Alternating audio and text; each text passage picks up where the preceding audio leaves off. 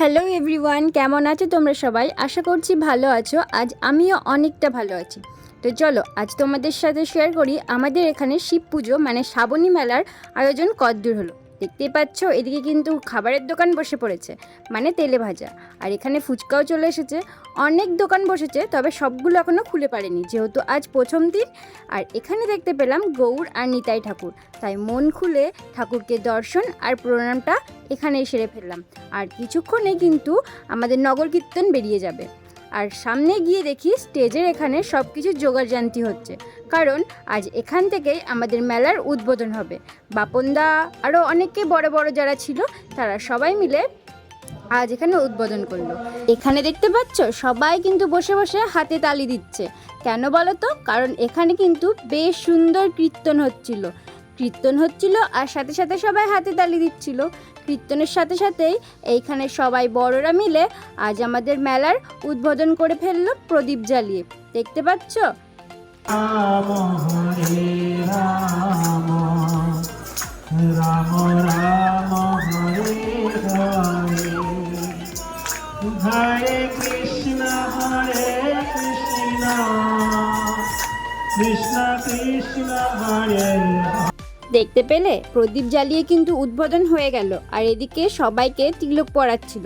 আমার না তিলক পরতে বেশ ভালোই লাগে, সেই কারণে এই দিদিটার কাছ দিয়ে আমিও তিলকটা পরে নিলাম। তারপরে আমাদের যে নগর কীর্তনের কথা বললাম সেইটা দেখো রাস্তা দিয়ে বেরিয়ে পড়েছে।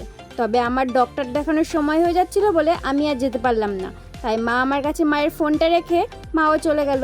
বেশ আমারও মন খারাপ করছিল, যেতে ইচ্ছে করছিল, কারণ প্রচুর মানুষ হয়েছিল, প্রচুর ভিড়। আর সবাই কত সুন্দর নাচতে নাচতে মজা করতে করতে কীর্তনে যাচ্ছিল। একবার দেখো কত ভিড়।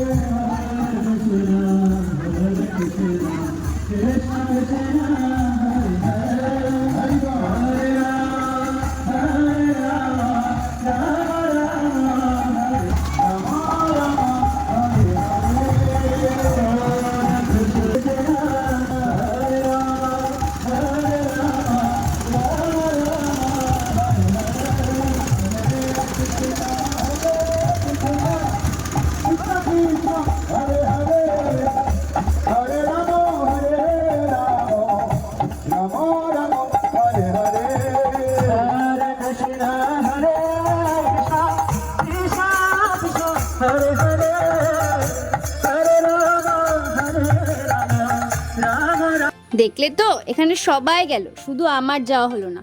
যাকে ছাড়ো, মন খারাপ করে লাভ নেই, এর পরের বছর অবশ্যই যাব।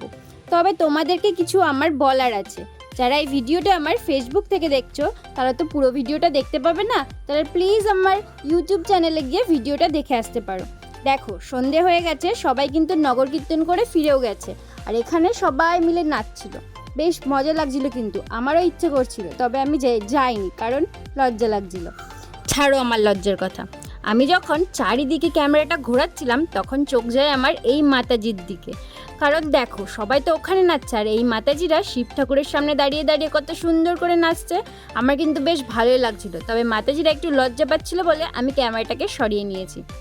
তো তোমরা সবাই কিন্তু কমেন্ট করে জানিও আমাদের এখানকার শিব পুজোর প্রথম দিন তোমাদের কেমন লাগলো। যদি ভালো লেগে থাকে তাহলে কমেন্ট করে আমাকে অবশ্যই জানিও। আর হ্যাঁ, এরকম নতুন নতুন আপডেট কিন্তু এখন কদিন আসতেই থাকবে, কারণ আমাদের মেলা কিন্তু 7 দিনের মেলা। তো চলো আজকের জন্য এতটুকুই, বাই বাই।